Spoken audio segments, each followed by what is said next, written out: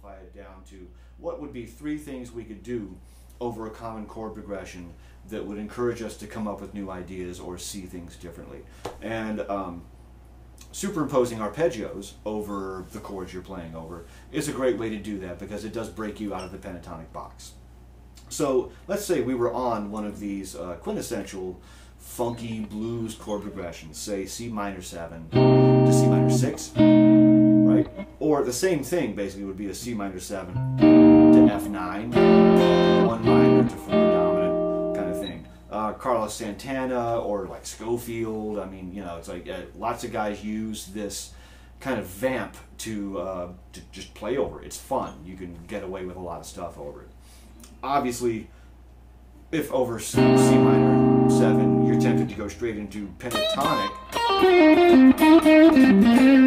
sure, no problem with that, all right? That's going to sound great. You know, if you apply some phrasing and bends and vibrato and really think about, you know, what you're putting out there, that can sound fantastic. Sometimes, though, we want to break out of that. And here are 3 simple ways to break out of it, or to at least superimpose an arpeggio over those chords that might lead you to new ideas. So we're going to pick a major 7 arpeggio, a whole step below our root. Our key center is C, so that means B flat major 7.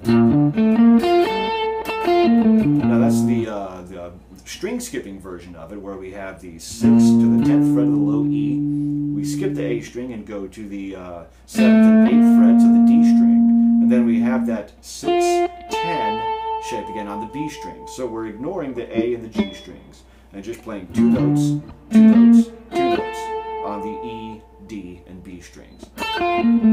You could also use that fabulous little diagonal shape for B flat major 7, which involves hitting the B flat at the 8th fret of the D string, and you just work your way back to the 5th fret in a diagonal. All right. You know, major 7s sound kind of lame on their own. That's why it's fun to put them over other chords. So here's C minor. Here's a phrase that uses B flat major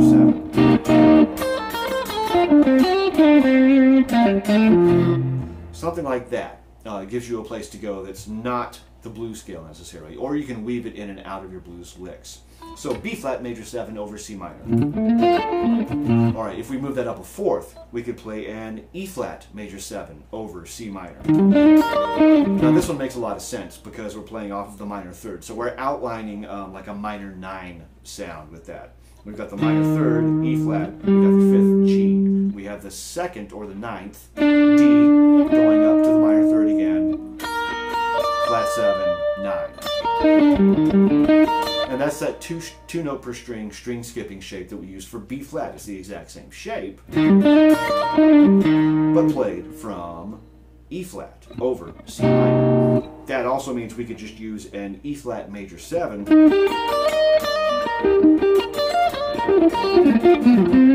over C minor. And of course that works because E flat major is the relative major of C minor. That's the key that this comes from. So a way to visualize this could also be that over a C minor or a C Dorian sounding chord vamp, we can use arpeggios out of the key of B flat major and E flat major. Something to think about. One more that we could use would be G minor 7. So we're playing a minor 7th arpeggio from the 5th of the chord, C minor, G minor 7.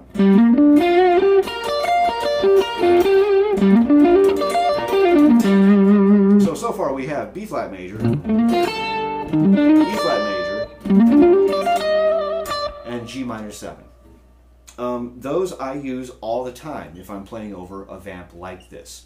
In the next segment, I'm going to play some ideas based out of these superimposed arpeggios, which, again, a formula to remember this would be I can play a major 7, a whole step below the root of a minor 7 chord. I can play a major 7 off of the minor 3rd of the minor 7 chord, and I can play a minor 7 arpeggio off of the 5th of the minor 7 chord. In the case of C, we're playing a whole step below B flat major 7, we're going up to the minor 3rd playing E flat major 7, and we're going up a 5th to G playing G minor 7 over C minor to F9. All right, Let's see what happens.